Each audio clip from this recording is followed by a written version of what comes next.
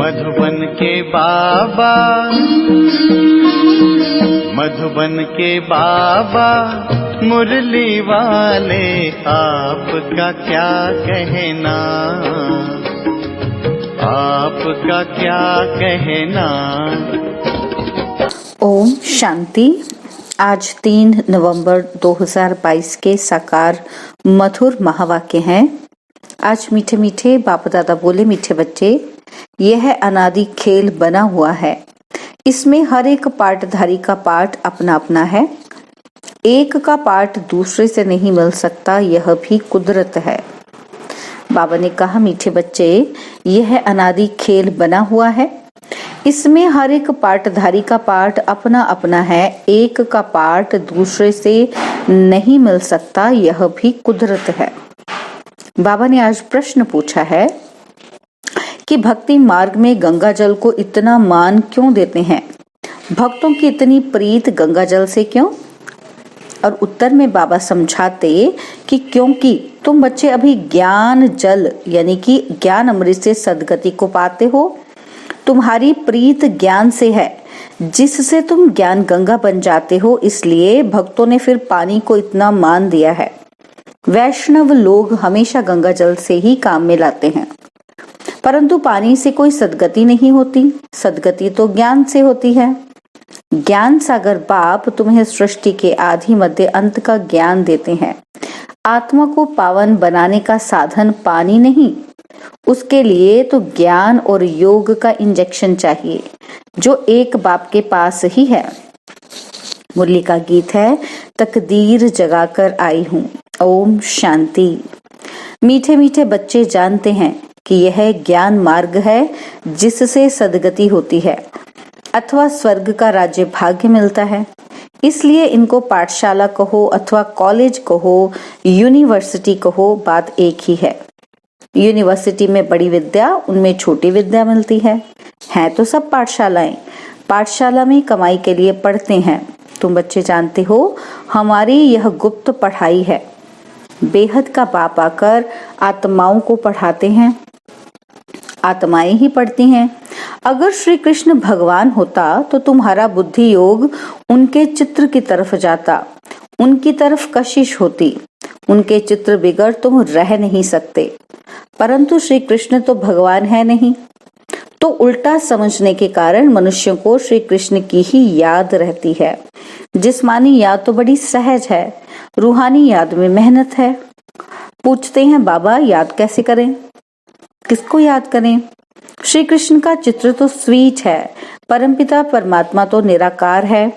वह खुद कहते हैं कि मैं इस बुजुर्ग शरीर में बैठ तुम बच्चों को फिर से सहज राजयोग और ज्ञान सिखलाता हूँ।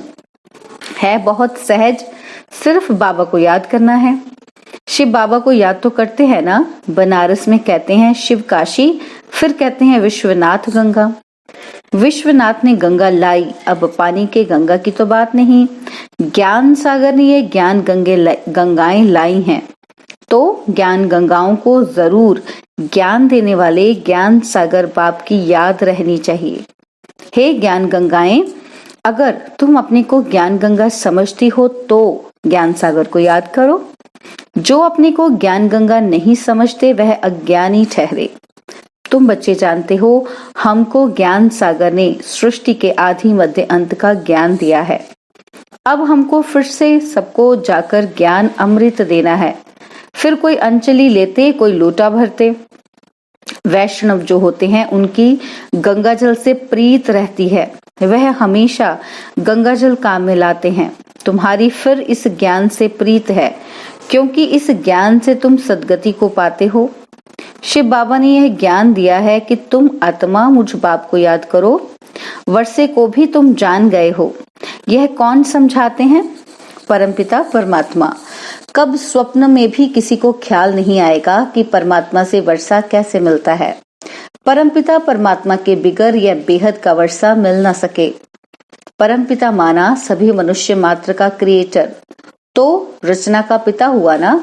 सिर्फ निराकार को ही परमपिता परम आत्मा कहा जाता है। उनको इन आंखों से देख नहीं सकते। भक्ति मार्ग में दिव्य दृष्टि से देखा जाता है।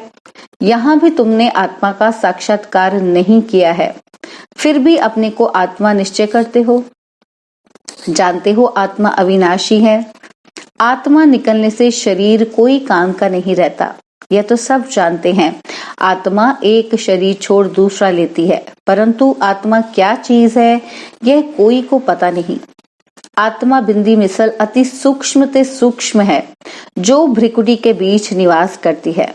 बिल्कुल छोटी सी आत्मा है, वही सब कुछ करती है। आत्मा नहीं होती तो ये कर्मेंद्रियां भी चल न सके। आत्मा एक शरीर छोड़ दूसरा लेकर अपना पार्ट बजाती हैं। हर एक का पार्ट अपना अपना है, एक न मिले दूसरे से। एक्टर कभी एक जैसे नहीं होते हैं, इस खेल को कोई भी समझ नहीं सकते हैं। हर एक आत्मा का अपना अपना पार्ट है। आत्माएं सभी एक ही रूप की हैं, बाकी शरीर भिन्न भिन्न हैं। यह अनादि खेल बना हुआ है। इन बातों को विशाल बुद्धि ही समझ सकते हैं। वंडर खाना चाहिए। आत्मा बिंदी मिसल उनमें 84 जन्मों का पाठ अविनाशी नूंढा हुआ है, जो कभी विनाश नहीं होता। इसको कहा जाता है कुदरत। आत्मा खुद कहती है कि मैं एक शरीर छोड़ दूसरा पाठ बजाता हूँ। हम साक्षी हो सारी सृष्टि के पाठधारियों का एक्ट देखते हैं। हम परमपिता परमात्मा से अपना 21 जन्मों के सुख का वर्षा फिर से ले रहे हैं, जिसके लिए हमने 2500 वर्ष यानी कि आधा कल्प भक्ति की है। तो जरूर भक्तों को भगवान मिलना ही है। अब तुमको पता पड़ा है, नंबर 1 भक्त पुजारी तुम ठहरे। इस ड्रामा में पहले पहले सतयुग में तुम देवी देवताओं का पाठ बजाने आते हो। इस समय तुम ब्राह्मण वर्ण में हो। हम आत्मा ब्रह्मा मुख वंशावली ब्राह्मण धर्म के हैं। अभी पढ़ते इसलिए हैं कि हम ब्राह्मण धर्म से बदल दैवी धर्म में जाएं। आत्मा को ज्ञान मिला है, ज्ञान से सद्गति होती है। जब सद्गति मिलनी होती है तो सबको मिलती है।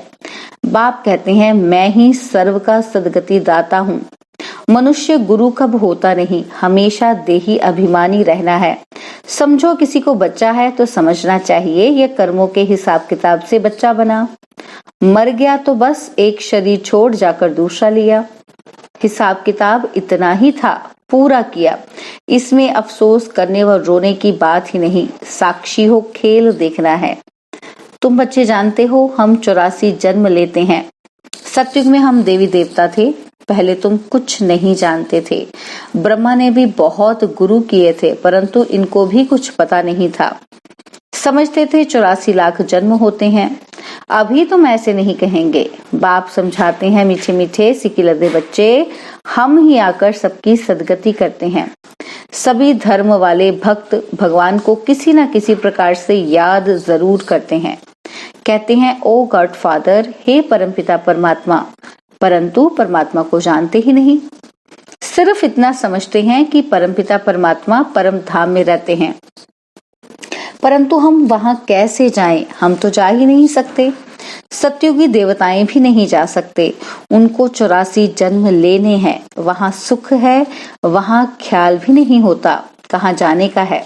बाप को भी याद नहीं करते। कहते हैं, दुख में सिमरण सब करे। बाप समझाते हैं कि हम तुमको स्वर्ग का मालिक बनाते हैं, वहां तुम सदा सुखी रहेंगे। कल्प को लाखों वर्ष आयु दे दी है, यह है भूल। भक्ति में मुंझारा बहुत है, दर दर धक्का खाना, जप तप तीर्थ आदि करना सब भक्ति मार्ग हैं। आधा कल्प भक्ति मार्ग चलता है, यह भी खेल बना हुआ है। बाप कहते हैं, सब बच्चे ड्रामा के वश हैं। मैं भी भल क्रिएटर डायरेक्टर करण करावनहार हूँ, परंतु मैं भी ड्रामा के वश हूँ। सिवाय एक टाइम, एक शरीर के दूसरे कोई शरीर में आ नहीं सकता हूँ। कहते हैं, सदैव दादा के तन में आएगा और इनको ही ब्रह्मा बनाएगा। हाँ, पहले पहले इनका ही जन्म लक्ष्मी नारायण था ना, फिर इनको ही आदि देव आदि देवी बनाएंगे। इस देलवाड़ा मंदिर में शिव का भी चित्र है। आदि देव आदि देवी भी हैं, बच्चे भी हैं, सब तपस्या में बैठे हैं। ऊपर में स्वर्ग भी है, पूरा यादगार खड़ा है। तुम यहाँ बैठे बैठे दैवी झाड़ की स्थापना कर रहे हो, वह है जड़ चित्र। यहाँ तुम चैतन्य में बैठे हो, तुम स्वर्ग की स्थापना कर रहे हो। श्रीमत पर जो अच्छी तरह पढ़ते पढ़ाते हैं वह ऊंच पद पाते हैं। लक्ष्मी नारायण ने क्या पुरुषार्थ किया होगा? तुम भी पुरुषार्थ कर रहे हो। फिर से देवता बने तो जरूर देवताओं ने पिछले जन्म में पुरुषार्थ किया होगा। मनुष्य मृत्युलोक में रहते हैं, देवताएं अमरलोक में रहते हैं। भारत अमरलोक था, फिर मृत्युलोक हुआ है।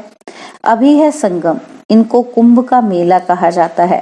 कुंभ का सच्चा सच्चा मेला यह है, आत्मा परमात्मा मिलते हैं, अनेक बार मिले होंगे, अनेक बार मिलने वाले हैं। कोई तो पुरुषार्थ कर पूरा वर्षा लेंगे, कोई फिर चले जाएंगे। आते तो बहुत हैं। तुम बच्चों को निश्चय है कि ये हमारा बाप दादा है। हम ब्रह्मा कुमार कुमारियां हैं। ब्रह्मा भी शिव का बच्चा है। हम धर्म के बच्चे हैं। बाप के बच्चे तो सब कहलाते हैं, परंतु जो हम बीके कहलाते हैं तो गोया हम शिववंशी ब्रह्मा कुमार कुमारियां हो गए। शिव बाबा है दादा, उनको मुख्य बालक एक है, एक से फिर दूसरे पैदा होते हैं। तुम जानते हो हम ब्रह्मा मुख वंशावली ढेर हैं, ढेर होते जाएंगे। पढ़ाने वाला शिव बाबा है। ब्रह्मा की आत्मा भी मुझको याद करती है, तुम्हें भी याद करना है। सृष्टि चक्र को याद करेंगे तो चक्रवर्ती राजा बनेंगे। अभी तुम सुदर्शन चक्रधारी बनते हो। तुम्हारे में भी नंबरवार यह सिमरन करते हैं। गाया जाता है ना, सिमर सिमर जीवन मुक्ति पाओ। वहां दुख होता ही नहीं। यह तो पुरानी दुनिया है, यह शरीर भी पुरानी जुत्ती है। घड़ी घड़ी चत्तियां लगती रहती हैं। सर्प का मिसाल देते हैं ना, वह पुरानी खाल छोड़ नई ले लेते हैं, नई खाल चमकने लग पड़ती है। तो यह तुम्हारे 84 जन्मों की पुरानी खाल बिल्कुल जड़ जड़ी भूत तमो प्रधान है। अब तुम्हारी आत्मा और शरीर दोनों सतो प्रधान कैसे बने, ये बाप आकर समझाते हैं।